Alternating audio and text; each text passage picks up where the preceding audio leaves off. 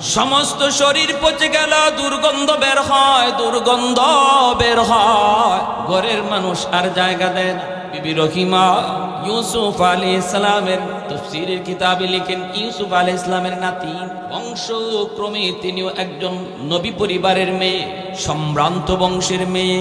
আইয়ুব আলাইহিস সালামের বিবি রহিমা এত সুন্দরী, আবার সর্বদিক দিয়ে গুণী। স্বামীকে নিয়ে তিনি ঘর থেকে বের হয়ে গেলেন, কিন্তু স্বামী ছাড়তে রাজি না গো। সবাই স্বামীকে ছেড়ে দিল, আত্মীয় স্বজন সবাই এলাকা থেকে বের করার জন্য আদেশ দেয়, কিন্তু কেমন স্ত্রী তিনি বলেন, সবাই ফেলে দিল, আমি আমার স্বামীকে ফেলব না। স্বামীকে নিয়ে রাস্তায় চলে আসলেন। পথিকেরা কয়, রহিমা তোমার স্বামীকে নিয়ে রাস্তা থেকে সরো,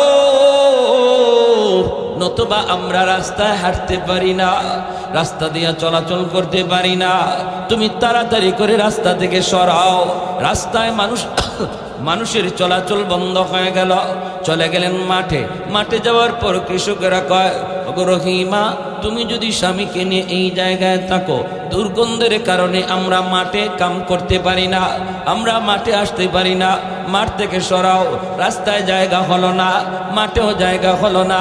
এত বড় পয়গম্বর, আল্লাহ পাক যারে ধন দিয়েছিলেন, আল্লাহ যারে সম্পদ দিয়েছিলেন, আল্লাহ যারে কোনো অভাবে রাখে নাই, ক্ষমতাও আল্লাহ তারে দিয়েছিলেন, এখন ঘরেও জায়গা হয় না, রাস্তায়ও জায়গা হয় না, মাঠে গেলেন মাঠেও জায়গা হয় না। মাঠ থেকে সরাও, মাঠ থেকে সরাও। বিবি আর পুরো স্বামী ছাড়তে রাজি না, স্বামী ছাড়তে রাজি না গো। ওই এলাকার মা বোনেরা একটু খেয়াল করে শোনো, স্বামী ভক্তি কেমন গো, একটু খেয়াল করে শোনো। এজন্যই তো মায়ার নবী বলেছেন, কোন স্বামী যদি আগে মারা যায় আর এই অবস্থায় তার অন্তরে স্ত্রীর প্রতি তার মহব্বত লইয়া মারা যায়, স্ত্রীর প্রতি রাজি ছিল, এই স্ত্রী জান্নাতি।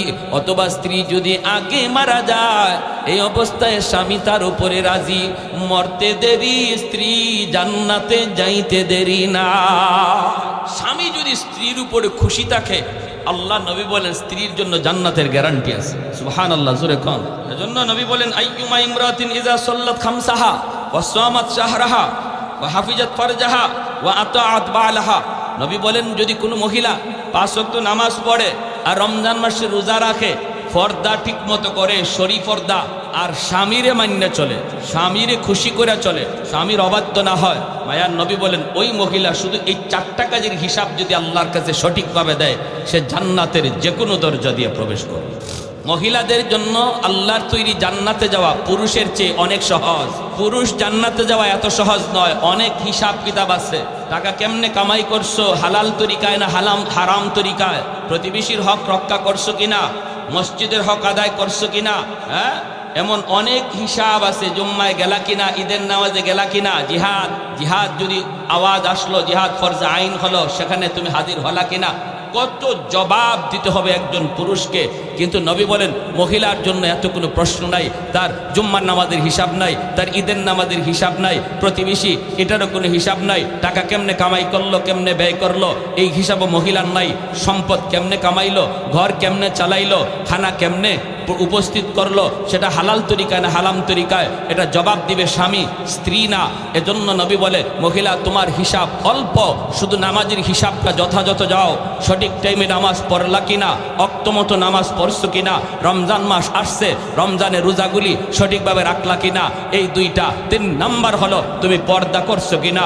শরী পর্দা শুধু ঘর থেকে বের হইলেই বোরকা পরে বের হলা, এটাই শুধু পর্দা নয়, ঘরের ভিতরে পর্দা আছে, ঘরের ভিতরে পর্দা আছে, আত্মীয় স্বজনের সাথে পর্দা আছে, সম্পর্কে চাচাতো ভাই তার সাথে পর্দা করা ফরজ, সম্পর্কে খালাতো ভাই তার সাথে পর্দা করা ফরজ, মামাতো ভাই পর্দা করা ফরজ। এরকম ভাবে গ্রামের সম্পর্কের চাচা, গ্রামের সম্পর্কের নানা, গ্রামের সম্পর্কের দাদা, গ্রামের সম্পর্কের মামা, এমন যত গ্রামের সম্পর্ক, চাচাতো সম্পর্ক, সব তোমার জন্য বেগানা, তাদের সাথে পর্দা করা ফরজ। অতএব ঘরের ভিতরেও তুমি পর্দা মানছো কিনা, ঘরের বাহিরেও তুমি পর্দা করছো কিনা, এই হিসাব। 4 নাম্বার হলো স্বামীরে খুশি করে চলছো কিনা, না স্বামীর অবাধ্য ছিলা, স্বামী বলছে এখানে যেও না, তারপরেও তুমি গেছো, এটা অবাধ্য হলো। স্বামী স্বামীকে তুমি খুশি করলা কিনা। স্বামী ঘরে ঢুকলো, ঘরে ঢুকা মাত্রই তুমি তার একটু বসার সুযোগ দাও, একটু বাতাস করার ব্যবস্থা করো, একটু পানি নিয়ে হাজির হও। মন খারাপ করবা না, তার সামনে গরম কথা বলবা না। মনে রাখবা, ঘর চলবে স্বামীর সিদ্ধান্তে, পরামর্শ নিবে স্বামী স্ত্রীর কাছ থেকে, কিন্তু সিদ্ধান্ত দেওয়ার মালিক হলো স্বামী। যেই সমস্ত স্ত্রীরা তার স্বামীর এই সিদ্ধান্তের মালিক মনে করে চলতেছে, আল্লাহর নবী বলেন এই 4 কাজের হিসাব যার সঠিক, সে জান্নাতের যে কোনো দরজা দিয়ে ঢুকবে, কেউ তারে বাধা দিবে না। এজন্য মহিলাদের জন্য আল্লাহর তৈরি জান্নাতে যাওয়া অধিক সহজ। মায়ার নবী বলছেন, পুরুষের আগে মহিলার দোয়া আল্লাহর কাছে কবুল হয়। স্বামী আর স্ত্রী একসাথে যদি মোনাজাত করে, আমরা তো এটা করি না, কিন্তু সাহাবায়ে কেরামের জিন্দেগি দেখলে দেখা যায়, আমার নবীর জীবনী দেখলে দেখা যায়, নবী তার পবিত্র বিবিদের সাথে একসাথে হাত উঠাইছেন। আল্লাহর নবী বলছেন, কখনো নবী বলছেন তোমরা চাও আল্লাহর কাছে, আর আমি নবী আমিন বলি। আবার নবী বলছেন আমি দোয়া করি, তোমরা আমিন বলো। আম্মাদান আয়েশা সিদ্দিকা রাদিয়াল্লাহু তাআলা আনহা বলেন, নবী বহুবার হাত উঠাইছেন, আমি আমিন বলছি। উম্মে হাবিবা রাদিয়াল্লাহু তাআলা আনহা বলেন, আমি একবার হাত উঠাই বলতেছি, আল্লাহ আমার আব্বারে তুমি হেদায়েত দাও। উম্মে হাবিবা তিনি হলেন আবু সুফিয়ানের মেয়ে, যিনি আল্লাহর নবীর চরম দুশমন ছিলেন আবু সুফিয়ান, অথচ মেয়ে নবীর বিবি। তিনি একদিন দোয়া করেন, ইয়া রাসূলুল্লাহ আমি একটু আল্লাহর কাছে দোয়া করি, আপনি আমিন করেন। নবী কয় আচ্ছা ঠিক আছে দোয়া করো। দেখেন নবী দোয়া করতেছে, উনি ওনার বাবার জন্য, আল্লাহ আমার আব্বারে তুমি হেদায়েত দাও, আমার স্বামীর সাহাবী বানায় দাও। আমার নবীও সাথে সাথে আমিন বলে ফেলছেন, আর আমিন বলতি আল্লাহর কাছে কবুল হয়ে গেছে। এজন্য ফতে মক্কার দিন আবু সুফিয়ান কালেমা পড়ে মুসলমান হয়ে নবীর সাহাবী হয়েছেন, বিজির সাহাবী হয়েছেন, বহু যুদ্ধে নেতৃত্বও দিয়েছেন। এজন্য নবী বলেন, পুরুষ এবং মহিলার মধ্যে একসাথে হাত উঠানোর পর দুজন একই তরিকার মুমিন, দুজন একই ধরনের আমলদার, কের থেকে কেউ কম, কের থেকে কেউ বেশি এমন না। দুজন পাক্কা নামাজি, দুজন হালাল হারাম মাইনা চলে, আমলের ক্যাটাগরি দুজনের সমান। এরপরও হাত উঠাইলে পরে পুরুষের আগে মহিলার দোয়া কবুল হয়ে যায়। শুধু মাত্র সে মহিলা হওয়ার কারণে আল্লাহর কাছে সে পুরুষের চেয়ে অনেক আগায় রয়েছে, সুবহানাল্লাহ। এজন্য ঘরে মহিলাদের কাছ থেকে দোয়া নিব, কোথাও সফরে বের হব, মার কাছ থেকে দোয়া নেও, স্ত্রীর কাছ থেকে দোয়া নেও, বোনের কাছ থেকে দোয়া নেও, মেয়ের কাছ থেকে দোয়া নেও, তাদের কাছ থেকে দোয়া নিয়ে যাও। ঘরে অভাব চলতেছে, বিবিরে বলেন বিবি গো একটু হাত উঠে দোয়া করো। মা বোনদেরকে বলি স্বামী অভাবে আছে, আল্লাহর কাছে হাত উঠাও, তোমার দোয়া আল্লাহ কবুল করে। আল্লাহ আমার স্বামী অভাবে আছে, আল্লাহ সংসারটা কষ্টে চলতেছে, আল্লাহ তুমি কবুল করো। রবিজি বলেন স্বামী যতবার হাত উঠে কাঁদবে, মহিলা একবার হাত উঠে কাঁদলে আল্লাহ দোয়া কবুল করে নিবে। আরে হ্যাঁ, এজন্য মহিলারা এত দামি। সাইয়্যিদুনা আইয়ুব আলাইহিস সালাম, বিবি রহিমা কয় না না, সবাই আমার স্বামীকে ফালা দিল, আমি স্ত্রী স্বামীকে ফালাবো না।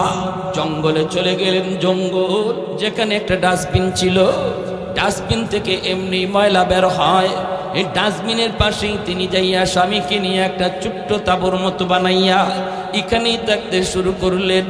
একদিকে জঙ্গল, আবার পাশেই রয়েছে ডাস্টবিন, ডাস্টবিন থেকে দুর্গন্ধ, এজন্য কেউ এই রাস্তা দিয়ে আসে না, এই দিক দিয়ে কেউ যায় না।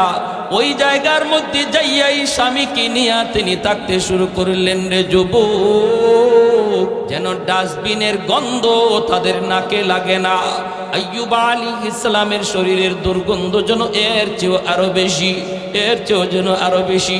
এখানেই থাকতে শুরু করলেন, স্বামীর খেদমত করেন, কিন্তু খাওয়াবেন কি দিয়া, কি কইরা তিনি খাওয়াবেন? এজন্য তিনি সকালবেলা বের হয়ে যেতেন, গ্রামের ভিতরে যায় মানুষের বাড়িতে কাম করতেন, কাম কইরা তিনি স্বামীর জন্য খাবার সংগ্রহ করতেন। এইভাবেই চলছে। কে সেই মহিলা? তিনি তো একজন নবী পরিবারের মেয়ে, তিনি তো একজন বংশীয় মেয়ে, তিনি তো অধিক সুন্দরী মেয়ে, তিনি তো চলে যেতে পারতেন, কিন্তু যান না। কারণ নবী পরিবারের মেয়ে, আল্লাহর ভয়, স্বামীর মহব্বত, স্বামীর ভালোবাসা অন্তরে আসেনি না। হালুয়া পাকাইয়া, ওই হালুয়া চামচ দিয়া খাওয়াইতে পারেন না। চামচ দিয়া খাওয়াইতে গেলে টুট পচে গেছে, দাঁত পচে গেছে, দাঁতের মাড়িটা পর্যন্ত পচে গেল। জিহ্বাটা শুধু আল্লাহ পাক সুস্থ রেখেছেন রে আল্লাহর গোলাম, জিহ্বাটা শুধু সুস্থ, দাঁতের মাড়িটা পর্যন্ত পচা, এইভাবে ঠোঁটটা পর্যন্ত পচা। যদি তিনি চামচ দিয়া খানা দিতে চান, চামচটা যদি এই দাঁতের মারিতে লাগে পয়গম্বর ব্যথা পান, উফ করে উঠেন। এজন্য বিবি চামচ দিয়েও খানা দেয় না, আবার হাত দিয়েও খানা দেন না। হাত দিয়ে খানা দিতে গেলে নখটা যদি লাগে জিহ্বায়, নখটা যদি লাগে এই টুটে, নখটা যদি এই পচা জায়গায় লাগে, তবুও স্বামী কষ্ট পায়। এজন্য তিনি করেন কি, স্বামীরে খানা খাওয়ান কেমনে রে আল্লাহর গোলাম? নিজের জিহ্বাটারে তিনি চামচ বানাইয়া ওই জিহ্বাটার মধ্যে হালুয়া লাগাইয়া এই জিহ্বাটার স্বামীর মুখের ভিতরে ঢুকাইয়া দেন, আর ওই জিহ্বাটা হলকমে পৌঁছাইয়া হালুয়া স্বামীর পেটে ঢুকাইয়া দেন। জোরে কোন সুবহানাল্লাহ। আমার মা বোনেরা খেয়াল করে শুনো, একজন মহিলার গল্প বলতেছি, মহিলার ইতিহাস শোনাই। একজন পবিত্র বিবির ঘটনা বলতেছি। আল্লাহর বান্দি, একটু দিলটারে নরম করে শোনো। কেমন করে আল্লাহরে রাজি করা যায়, কেমন করে আল্লাহর জান্নাতের মালিক হওয়া যায়, কেমন করে স্বামীর খুশি করা যায়, একটু খেয়াল করে শোনো। আমাদের উপরে এমন বিপদ আসলে কি হইতো? হয়তো খবরই পাওয়া যাইতো না, একা একাই জঙ্গলে পইরা মরতে হতো, হয়তো বা বাঘে ভাল্লুকে খেয়ে ফেলতো, কেউ পাশে আসতো না, কেউ না। কিন্তু বিবি রহিমা তিনি তো মানুষের কাছ থেকে এইরকম ভাবে সারাদিন কাম কাজ কইরা হালুয়া পাকাইয়া জিব্বা দিয়া সেই হালুয়া স্বামীরে খাওয়ার। এইভাবেই চলছে। ভাইরে, একদিন তিনি বের হয়েছেন সারাদিন তালাশ করলেন, কাম কাজের তালাশ করে কোনো কাম পাইলেন না, কোনো কাজ পাইলেন না। এখন কি করবেন? ইবলিস তো দেখতেছে। আল্লাহ তো বলতেছে, ইবলিস দেখ। ফেরেশতারাও নাকি বলেছিলেন, কোন এক riwayate এসেছে ফেরেশতারাও এই কথা বলছিল, ও মালিক এত নিয়ামত দিয়া রাখছো, বিদায় আইয়ুব তোমার গুণগান করে, মনে হয় বিপদে পড়লে তোমাকে এত ডাকবে না। ভাইরা বন্ধুরা, এবার ইবলিসের আগুন জ্বলে। হায় রে, কোনোভাবেই তো আমি পারতেছি না। এইবার ইবলিস লাগছে বিবি রহিমার পিছনে লাগছে, কয়ে দেখি ওই দিক দিয়ে কোনো গন্ডগোল ঘটানো যায় কিনা। ইনি যান মানুষের বাড়িতে।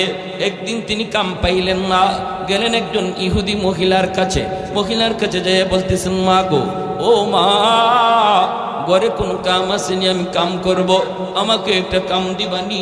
আমার স্বামী তিনি আল্লাহর পয়গম্বর, অসুস্থ জঙ্গলে পড়ে আছে, একটু খানা খাওয়ানো লাগবে, স্বামীর জন্য একটু খানার ব্যবস্থা করব, দিবানি কোনো কাম, বিনিময়ে আমি কিছু খাবার নিব।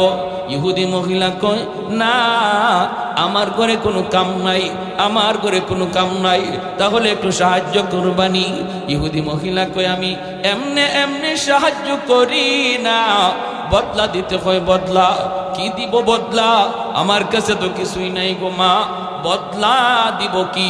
মহিলায় কয়, তোমার চুলটা অনেক লম্বা, যদি আমারে কিছু চুল তুমি কাইটা দাও, চুলের বিনিময়ে আমি তোমাকে কিছু বিনিময় দিব। এইবার আল্লাহর বান্দি তিনি ডাক দিয়া কয়, না গো মা, না, লম্বা চুল দেওয়া যাবে না, কারণ আমার লম্বা চুলটারে আমার স্বামী লাঠি বানাইয়া নিচে থেকে যখন উঠে আমার চুল টান দিয়া উঠে। আমার স্বামী অসুস্থ, শোয়া থেকে যদি হাজত সারতে উঠতে হয়, আমার চুলটা টান দিয়া চুলটারে লাঠি বানাইয়া তিনি উঠে আমার চুল ধইরে একটু হাঁটাহাঁটি করে। না গো বিবি, না গো মা, চুলটা দেয়া যাবে না। মহিলায় কয়, তাহলে তুমি ভাগো, আমার কাছে কিছুই নাই। এত শক্ত দিলের মহিলা। বাইরে মনে রাখবা, কেউ যদি কখনো আপনার কাছে কোনো সওয়াল করে, সাবধান, আপনি তারে ফিরে দিবেন না। ওয়া আম্মাস সাইলা ফালা তানহার। আল্লাহ পাক কয়, বন্ধু, কেউ যদি তোমার কাছে এসে কোনো সওয়াল করে, ধমক দিও না। যদি পারো তুমি তার উপকার করো, সাহায্য করো। দিলে আঘাত দিয়ে কথা বলবা না, কারণ আজকে আমি সুখে আছি, আগামীকাল আমাকেও ভিক্ষুক আল্লাহ বানাইতে পারে না। আজকের ভিক্ষুক আগামীকাল সে বাদশা হতে পারে, আজকের বাদশা আগামীকাল ভিক্ষুক হতে পারে। এর পুরা চাবি কাঠি হলো কার হাতে? আর একটু জোরে বলেন, কার হাতে? সুবহানাল্লাহ। এজন্য ক্ষমতার বাহাদুরি কইরো না, ক্ষমতার বাহাদুরি কইরো না, টাকা পয়সার বড়াই দেখাও না। আজ আছে কাল থাকবে না। যারে তুমি অবহেলা করো কাল আল্লাহ তারে তোমার উপরে উঠে নেবে। সমাজে এমন দৃষ্টান্ত আসেনি না নাই? বহু আছে, বহু আছে। এক সময় গরিব ছিল, যার বাড়িতে এসে কাজ করত, আজকে তার সন্তান সমাজের সবচেয়ে বড় কোটিপতি, সমাজের সবচেয়ে ধনী।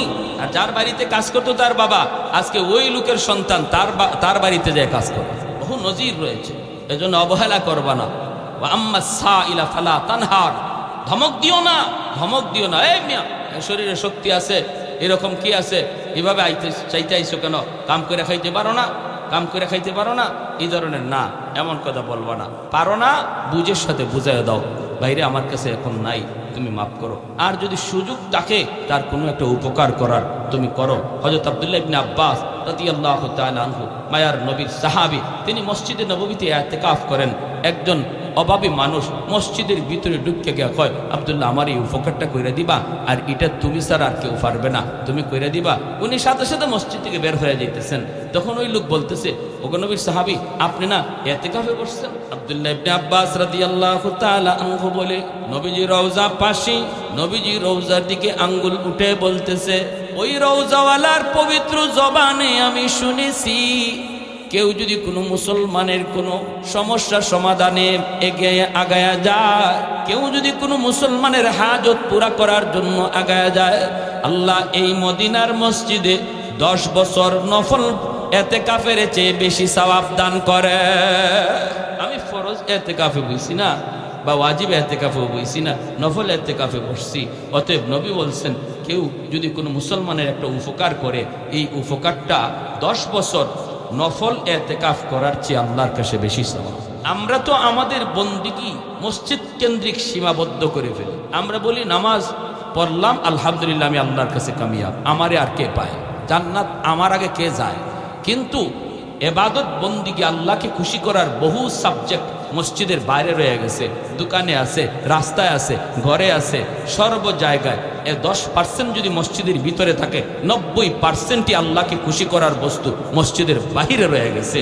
যদি আপনি সঠিকভাবে চলেন, মসজিদে নামাজ পড়লেন, দোকানে যাইয়েই আপনি গীবত করলেন, লাভ হলো কি? মসজিদে নামাজ পড়লেন, বের হইয়েই আরেকজনের ক্ষতি করার চিন্তা করলেন, লাভ হলো কি?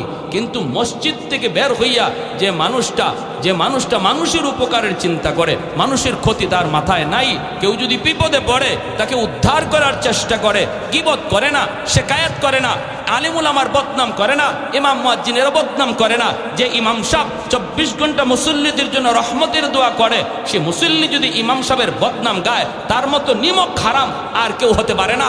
অতএব যেই মানুষটা মসজিদ থেকে বের হইও তার জীবনটারে সহজ সরল সাদা মাটা রাখে, আল্লাহ পাক তার গোটা জীবনের পুরা মার্ক 100 তার বন্দেগীর ভিতরে লাগাইয়া দেয়। আর আমি মসজিদে আলহামদুলিল্লাহ নামাজ পড়লাম, কিন্তু বের হইয়াই আমার যত ধরনের শয়তানি বুদ্ধি আছে মাথা, কোনো লাভ নাই, কোনো লাভ নাই।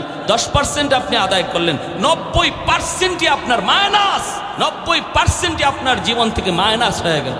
যে মানুষটা ফরজ নামাজ পড়ে আপনার মতো নফল পড়ে নাই, এত লম্বা তসবিও পড়ে নাই, কিন্তু খারাপ চিন্তা মাথায় নিয়ে ঘুরে না, সে আপনার বহু আগে আল্লাহর তৈরি জান্নাতে চলে যাবে, বহু আগে জান্নাতে যাবে। আপনার হয়তো লম্বা তসবি সরা ছিল, কোনো লাভ, কারণ খারাপ চিন্তা মাথায় ছিল।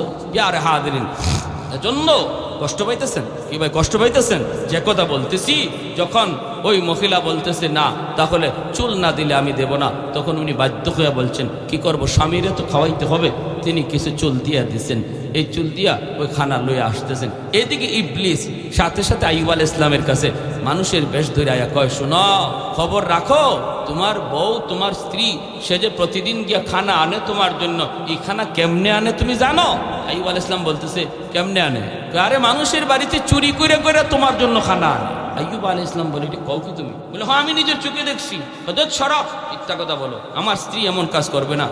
বিশ্বাস যদি না হয়, আজকে আসার পরে দেখো তার চুল কাটা, আজকে চুরি করতে গিয়ে ধরা খাইছে আর চুল কেটে দিছে। নাউজুবিল্লাহ, জোরে কইতেন না? এর নাম হইল ইবলিস। এর নাম কেমন? কোন জিনিস কোন দিকে নিয়ে গেছে আসলে পরে দেখেন চুল কাটা পাইবেন।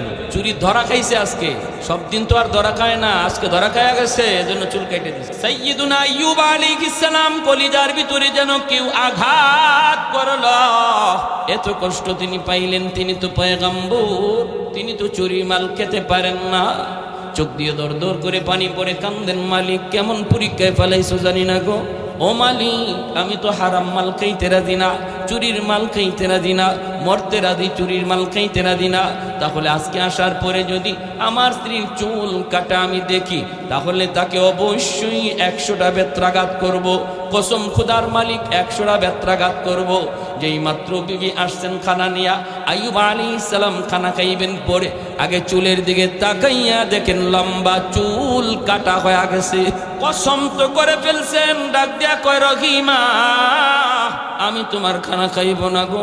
তুমি বুঝি মানুষের বাড়িতে চুরি কইরা খানা আনো, আজকে তুমি ধরা খাইয়া গেছো, আজকে তোমার চুল কাইটা দিছে।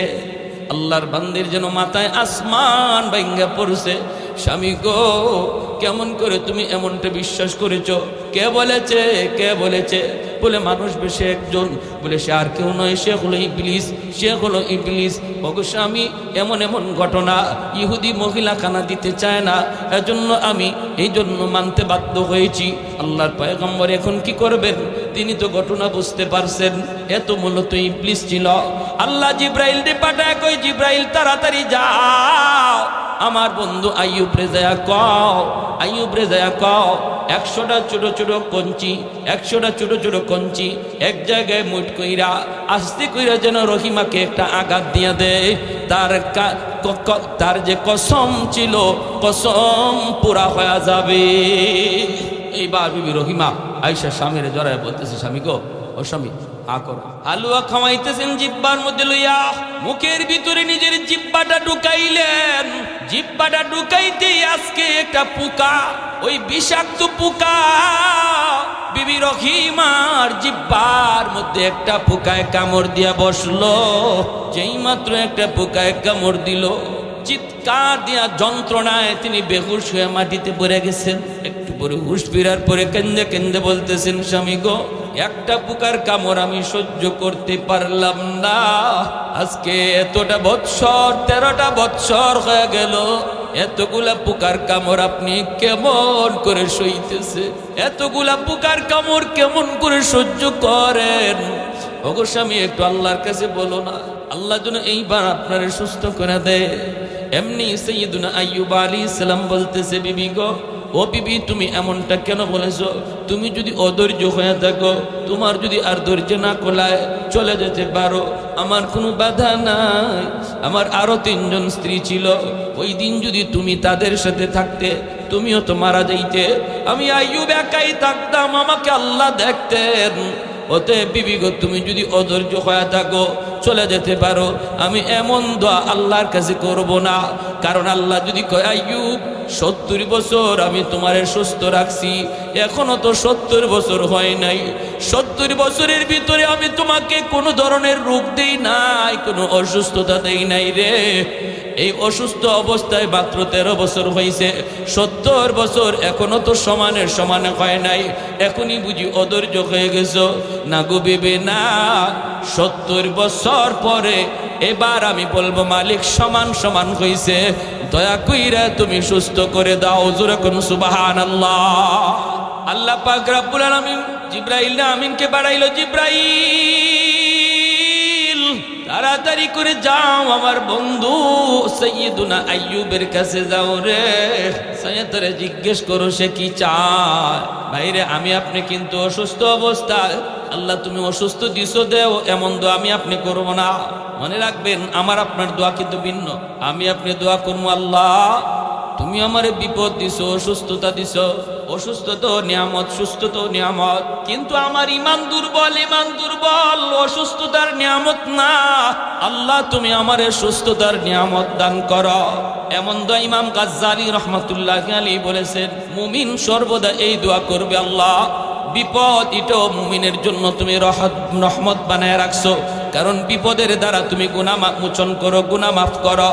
কিন্তু মালিক, আমার ইমান তো দুর্বল, ভয় হয় বিপদে পড়ে আমি আবার লাঞ্ছিত হয়ে যাই কিনা। অসুস্থ হলে আমি আবার পথহারা হয়ে যাই কিনা। আল্লাহ তুমি আমারে সুস্থতার নিয়ামত দাও, সুখে থাকার নিয়ামত দাও। জোরে কোন সুবহানাল্লাহ। জিব্রাইল আলাইহিস সালাম তিনি আসেন, জিকির করি লা ইলাহা ইল্লাল্লাহ, জুড়ে আওয়াজ দিয়া লা ইলাহা ইল্লাল্লাহ, লা ইলাহা ইল্লাল্লাহ।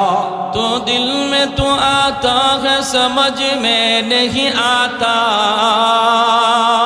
तो दिल में तो आता है समझ में नहीं आता, बस जान लिया मैं तेरी पहचान यही है, बस जान लिया मैं तेरी पहचान यही है। उल्फत में बराबर के वफा हो के जफा हो, हर चीज में लज्जत है अगर दिल में मजा हो, हर चीज में लज्जत है अगर दिल में मजा हो। एक चश्म ज़दन गाफिल ज़ा शाह नबाशी, शायद की निगाहे कुनदा गाह नबाशी, शायद की निगाहे कुनदा गाह नबाशी। একটু জোরে সুরে কুমার আর একটু জোরে আল্লাহু আকবার। জিব্রাইল আলাইহিস সালাম আসলেন, আইসে সালাম দিলেন, আসসালামু আলাইকুম ইয়া নবিয়াল্লাহ। সাইয়্যিদুনা আইয়ুব আলাইহিস সালাম তিনি সালামের জবাব দিতে একটু দেরি করলেন। সালাম দেওয়া সুন্নত, জবাব দেওয়া ওয়াজিব। জবাব দেওয়া মাসালা শুনিও, সালাম দেওয়া কি সুন্নত, সালামের জবাব দেওয়া। সালাম না দিলে গুনাহ হবে না, দিলে সওয়াব, না দিলে গুনাহ হবে না। কিন্তু কেউ যদি আপনাদের সালাম শোনায় দেয়, তার জবাব দেওয়া আপনার উপরে ওয়াজিব, যদি না দেন কবিরা গুনাহ। সালাম যদি শুনেন জবাব দেওয়া ওয়াজিব, কবিরা গুনাহ। আমাদের সমাজের কিছু মানুষ আছে সালামের জবাব দেয় না, সালামের জবাব দেয় না, মুখ লড়ে না, টুক নড়ে না, ওয়া আলাইকুমুস সালাম ওয়া রাহমাতুল্লাহ বলবে তা বলে না। আপনাদের কথা বলি না, বিভিন্ন জায়গা আছে মাথা নাড়ায়, ওয়া আলাইকুমুস সালাম কইতে তোমার মুখে কি ঠাডা পড়ছে? এটা কি? ও তো কোনো জবাব না। যতজনই ও কইতেছেন প্রত্যেকেরই কবিরা গুনাহ হইতেছে, কবিরা গুনাহ। আর এই ওর জবাব আল্লাহ দিব মরার পরে গুতা। এবং জবাব শুনাইয়া দেওয়া ওয়াজিব। মনে মনে জবাব দিলে জবাব হয় না, যে সালাম দিছে তাকে শুনাইয়া দিতে হবে ওয়া আলাইকুমুস সালাম ওয়া রাহমাতুল্লাহ। মনে মনে ওয়ালাইকুমুস সালাম বললেও হবে না, সে শুনতে হবে। এটা হলো মাসালা। আমাদের উস্তাদরা আমরা শিখেছি। আলিবাগ জামিয়া যখন আমি দাওরায়ে হাদিস পড়ি, বুখারী সানি যার কাছে পড়ছি, আল্লাহর ওলি দুনিয়ায় নাই, উস্তাদরে সালাম দেওয়ার সময় চেষ্টা তো করে আমরা উস্তাদকে আগে দিব, কিন্তু হুজুরে আমরা আগে সালাম দিতে পারতাম না। হুজুরের ছাত্র দেখলে ছাত্রের আগে হুজুরে সালাম দিয়ে দিই, আমরা এক মুসিবতে পড়তাম। তো একদিন এরকম ঘটনা আমার সাথে, আমি মনে মনে শুধু খালি ভাবছি সালাম দিব, আসসালামু আলাইকুম বলবো, এর আগেই হুজুরে বলে ফেলছেন আসসালামু আলাইকুম। এখন কি করি? কারণ উস্তাদের সালাম আমি ওয়া আলাইকুমুস সালাম ওয়া রাহমাতুল্লাহ কেমনে করি? শরম লাগে না? আমি আস্তে আস্তে লজ্জা পেয়ে গেছি, শরম পেয়ে ওয়ালাইকুম, থামো থামো, আস্তে করে আইসা মিষ্টি হাসি দিয়ে আমার কানে দিয়ে এমনি মুচড় দিয়ে বলে, আরে জবাব শোনাইয়া দেওয়া ওয়াজ। বাবা মনে মনে কাউকে জবাব দিলে জবাব হয় না। আমি সালাম দিছি, আগে সওয়াব আমি নিয়ে গেছি, তুমি পারো নাই। এখন তোমার দায়িত্ব হলো আমার জবাব দেওয়া, আমাকে শোনায়া। বুঝে আসছে আপনাদের? আমল করবো ইনশাল্লাহ, করবো। সালাম দেওয়ার তরিকা কি? আসসালামু আলাইকুম ওয়া রাহমাতুল্লাহ, এই হলো সালামের সহি তরিকা। আসসালামু আলাইকুম, এটা কোনো সালাম না। আবার কিছু মানুষ আছে রাজনৈতিক সালাম, সালাম আলাইকুম। সাম শব্দের অর্থ হলো মরণ, আর আসসালাম শব্দের অর্থ হলো শান্তি। আসসালামু আলাইকুম তোমার উপরে শান্তি নাজিল হোক। আসসালামু আলাইকুম শব্দের অর্থ হইল তুমি তাড়াতাড়ি মরো। এটা দোয়া হইল না বদ্ধ হইল? সালাম আলাইকুম বলার দ্বারা এটা দোয়া হয় না, বদ্ধ হয়। সাবধান, এই ধরনের সালাম কেউ কাউরে দিবেন না, বাপ মারেও দিবেন না। বাবারে যদি কোন সালাম আলাইকুম বলো, তাহলে বোঝা গেল আব্বা তুমি তাড়াতাড়ি মরো আর তোমার সম্পদ আমি দখল। বুঝে আসছে? সাবধান, এই ধরনের সালাম না। আর সালাম বাপ মা পাওয়ার হকদার বেশি, যেহেতু সালামের অর্থ হলো শান্তি, তোমার উপর শান্তি নাজিল হোক, এজন্য এই হকটা বাপ মার বেশি, সন্তানের কাছ থেকে এই দোয়াটা পাওয়ার। এজন্য মা বাবাকে বেশি বেশি সালাম দেবেন, আসসালামু আলাইকুম ওয়া রাহমাতুল্লাহ। এভাবে মাকে বাবাকে সালাম দিবেন। যে সন্তান বাবাকে সালাম দেয় না, মাকে সালাম দেয় না, সে বাবার হক নষ্ট করলো, মার হক নষ্ট করলো। জিব্রাইল আলাইহিস সালাম যখন সাইয়্যিদুনা আইয়ুব আলাইহিস সালামকে সালাম দিলেন, এই বাচ্চারা তিনি জবাব দিতে একটু দেরি করলেন। জিব্রাইল আলাইহিস সালাম বলতেছেন, ও আল্লাহর পয়গম্বর, আপনি যদি সালামের জবাব দিতে দেরি করেন তাহলে উম্মতে করবে কি? নবী হইয়া যদি সালামের জবাব দিতে দেরি করেন তাহলে উম্মত করবে কি? উম্মতে কি শিখবো? সাইয়্যিদুনা আইয়ুব আলাইহিস সালাম বলতেছেন, ভাই জিব্রাইল, তুমি যখন আমাকে সালাম দিয়েছো ওই টাইমটাতে একটা পোকা মাত্র আমার জিহ্বায় উঠছে। আমি যদি সালামের জবাবটা তখন দিতাম, জিহ্বা থেকে পোকাটা মাটিতে পড়ে যেত। আর আমার তখন ভয় হচ্ছিল, পোকা যদি আল্লাহর আদালতে কিয়ামতের ময়দানে নালিশ দেয়া দেয়, মালিক তুমি তো পাঠাইছিলা তোমার পয়গম্বরের কাছে, কিন্তু আমি তার মেহমান হয়ে গেছি, আমাকে খানা দেয় নাই, ফালায়া দিছে। আমি কি জবাব দিতাম, কি জবাব আমি দিতাম? এজন্য পোকাটা নিরাপদ জায়গায় যাওয়ার আগ পর্যন্ত আমি জিহ্বাটা নাড়াইতে পারি নাই। এতে করে একটু দেরি হয়ে গেল। ভাই জিব্রাইল, আমাকে তুমি মাফ করো। সুবহানাল্লাহ। আল্লাহ পাক কয়, জিব্রাইল, আমার পয়গম্বর আইয়ুবের জবাব তুমি কেমন পাইছো, কেমন পাইছো? জিব্রাইল আমিনের চোখ থেকে পানি পড়ে। জিব্রাইল কান্দের, কয়, মালিক, আসমানের নিচে এত সুন্দর জবাব কেউ দিবে আমার বিশ্বাস হয় না। তোমার পয়গম্বর যে সুন্দর জবাব দিয়েছে, এত কষ্টে এত মুসিবতে, তাই কেউ কয় কি? আল্লাহ পাক রব্বুল আলামিন, আল্লাহ পাক রব্বুল আলামিনের কাছে জিব্রাইল কয়, মালিক, ও মালিক, এইবার আমি সুপারিশ করলাম, আকাশের সম্মানিত ফেরেশতারা সুপারিশ করলো, আল্লাহ আর পরীক্ষা লাগবে না, 18টা বছর হয়ে গেছে, আল্লাহ তুমি এইবার তোমার পয়গম্বরে তুমি মুক্তি দাও, আমাদের বুঝ হয়ে গেছে, ইবলিস হে তো মানবেই না, আমরা ফেরেশতাদের বুঝ হয়ে গেছে, আজীবন যদি বিপদে ফালায় রাখো তবু পয়গম্বর কখনো নাশুকরি করবে না। বলা মাত্র আল্লাহ কে, জিব্রাইল, তাহলে আমার পয়গম্বরের বলো পায়ের মুড়া দিয়া, পায়ের গোড়ালি দিয়া সেজন্য জমিনে আঘাত করে। জিব্রাইল কই, ও আল্লাহর পয়গম্বর, আপনি পায়ের গোড়ালি দিয়ে আঘাত করেন। আল্লাহর নবী কয়, ভাই জিব্রাইল, পায়ের গোড়ালি পামু কোথায়? গোড়ালি তো নাই, পোকায় তো সব খেয়ে ফেলছে। বলে, যা আছে তা দিয়ে আপনি জমিনে আঘাত করেন, তা দিয়ে জমিনে আঘাত করেন। পায়ের গোড়ালিটা জমিনে দিয়ে আস্তে করে আঘাত দিতে সাথে সাথে আল্লাহ পাকের কুদরতে পানি উঠা শুরু হয়ে গেল, ঝর্ণা শুরু হয়ে গেল। এইবার আল্লাহ বলে, জিব্রাইল, আমার পয়গম্বরে বলো এই পানিটা যেন বিসমিল্লাহ কইয়া সে পানিটা পান করে, আর কিছু পানি যেন শরীরের মধ্যে মাখায়। যেই মাত্র আল্লাহর পয়গম্বর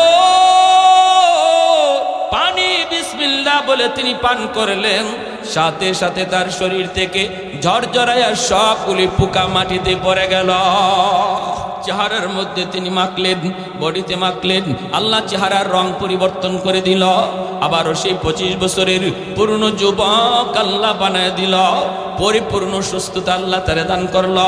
হারানো যত নিয়ামত ছিল আল্লাহ ফিরায় দিল। বিবিদেরকে আল্লাহ ফিরায় দিল, সন্তানও আবার ফিরায় দিল।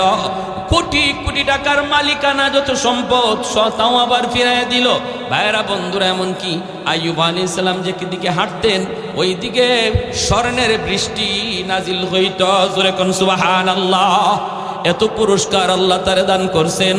সুস্থ হয়ে তিনি একটা টিলার মধ্যে বসে আছেন। এইদিকে বিবি রহিমা, তিনি তো গেলেন এলাকায় খাবার আনার জন্য। কাণ্ড তো ঘটে গেল এইদিকে, স্বামী তো সুস্থ হয়ে গেছেন। খাবার নিয়ে জায়গায় পৌঁছে দেখেন স্বামী নাই, তাবুতে স্বামী নাই। হাউমাউ করা শুরু করলেন, হয় আমার স্বামী কই গেল? বাগে বুঝি খেয়ে ফেলল? আমার স্বামীর কি হলো? হ্যাঁ, আমার স্বামীর কি হলো? তাকায় দেখেন পাশে একটা মানুষ, একজন যুবক বসা আছে, অন্যদিকে মুখ কইরা। বিবি রহিমা যায় বলতেছেন, রে যুবক, জানি না আপনি কে? এই জায়গায় ডাস্টবিনের পাশে আজকে আরো 18টা বছর যাবত আমার স্বামী মাটিতে পড়া। তুমি দেখছনি? তিনি তো অসুস্থ ছিলেন, তুমি তো তারে দেখছো নাকি? জবাব নাই। ওই পাশ থেকে আওয়াজ আসলো, তিনি ওই দিকে তাকায় জবাব দিলেন, তোমার স্বামীকে চিনবা নাকি তারে দেখলে? বলে, হ দেখলে তো চিনব। কয়, দেখলে যদি চেনো তাহলে চেহারাটা একটু দেখো তো। তোমার ওই অসুস্থ স্বামী তিনি আর কেউ নন, আমি হলাম আল্লাহর পয়গম্বর, যার নাম হলো আইয়ুব আলাইহিস সালাম। জোরে কোন সুবহানাল্লাহ। বিবি রহিমা কয়, কেমন করে বিশ্বাস হয় না? বিশ্বাস হয় না। আইয়ুব আলাইহিস সালাম কয়, বিবি গো, একটু চেহারাটা দেখো, ভালো করে নজর করে দেখো, আমার যৌবনের চেহারাটা একটু খেয়াল করে তুমি দেখো। যখন যৌবনের চেহারাটা খেয়াল করে দেখো, কাছে আসলেন। বিবি রহিমা চিনে ফেলছেন, সাথে সাথে শুকরিয়া আদায় করে সবই জোরে ধরছেন দুজন। 3 রাকাত নামাজ আদায় করলেন, শুকরিয়া দান আল্লাহ জানায় দিল, বন্ধু আইয়ুব শুকরিয়া দান যে 3 রাকাত নামাজ পড়ছিল, এই 3 রাকাত নামাজ আমি তোমার উম্মতের জন্য মাগরিবের 3 রাকাত ফরজ ঘোষণা করলাম। আর যারা মাগরিবের 3 রাকাত ফরজ পড়বে তাদের আমল নামায় আইয়ুব আলাইহিস সালামের নামাজের সমান সওয়াব আমি আল্লাহ দান করব। ওয়ালানাবলুওয়ান্নাকুম বিশাইইন মিনাল খাউফি ওয়াল জুউ ওয়া নাকসিম মিনাল আমওয়ালি ওয়াল আনফুসি ওয়াস সামারাত ওয়া বাশশিরিস সাবিরিন। অন্য আয়াতে আল্লাহ বলেন, আহাসিবান নাসু আন ইউতরাকু আন ইয়াকুলু আমান্না ওয়া হুম লা ইফতানুন।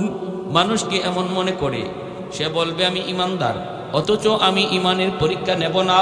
এমনটা কি কেউ মনে করে? না না, এমনটা মনে করার কোনো সুযোগ নাই। যদি আমি বলি আমি ঈমানদার, অবশ্যই ঈমানের পরীক্ষা আসবে। সুসংবাদ ওদের জন্য যারা পরীক্ষায় সবর করবে আল্লাহর গোলামি কইরা। সন্তান মারা গেছে, সবর করো, ইন্না লিল্লাহি ওয়া ইন্না ইলাইহি রাজিউন। বিপদ, যে কোনো বিপদ, যে কোনো ছোট হোক বড় হোক, যে কোনো বিপদ যখনই শুনবো দেখবো সাথে সাথে দোয়া হলো ইন্না লিল্লাহি ওয়া ইন্না ইলাইহি। এটা শুধু মরার দোয়া না, এটা যে কোনো বিপদের দোয়া, বিপদ ছোট হোক বড় হোক। মানুষ মারা গেলে পরে এই দোয়া পড়ি, এর অর্থ হলো, মর্ম হলো তুমি যাও, আমি তোমার পিছনে আসবো। মুর্দাকে আমরা বলতেছি কথা ইন্না লিল্লাহি ওয়া ইন্না ইলাইহি রাজিউন বলে, আমরা সবাই এক পথের প্রতীক। আজ তুমি, কাল আমি তোমার পিছনে আসতেছি, তুমি যাও। যেরকম সুবহানাল্লাহ। তাহলে আমরা সবাই ইনশাআল্লাহ সুখে দুঃখে সর্বদা কার গোলামি করব? আর একটু জোরে কার? 5 ওয়াক্ত নামাজ, এই মসজিদ আল্লাহর ঘর, প্রতি ওয়াক্তে মসজিদে আসার নিয়ত কার কার আছে? একটু হাত তুলে আল্লাহকে দেখান। আল্লাহ তুমি প্রতিটা হাতকে কবুল করো। জোরে বলি আমিন। ওয়া আখির